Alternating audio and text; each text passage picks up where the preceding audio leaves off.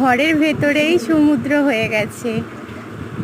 ঘরের জানালাগুলো এবারে পলি পড়েছে, তাই পরিষ্কার করার জন্য ঋষভের দাদু নেমেছে।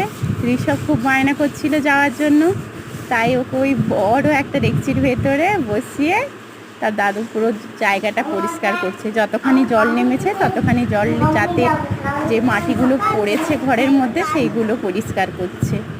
আর ও ওখানে বসে খুবই আনন্দ হচ্ছে ওর। ও ছোটোখাটো একটা নৌকোই বটে, ও খুবই আনন্দ পেয়েছে। ও প্রথম বছর দেখছে বন্যা। এখানে প্রায় বছরই বন্যা হয়। আমার বিয়ের পর দুবার হয়েছিল, ঋষভ হওয়ার পর হয়নি। ঋষভ এই 3 বছর পড়লো, আর এই বছর আবার বন্যা। ও কিছু একটা এই বছর বন্যাটা ভালোভাবে দেখলো। ওর পেছন দিকে ও তো ই করছে।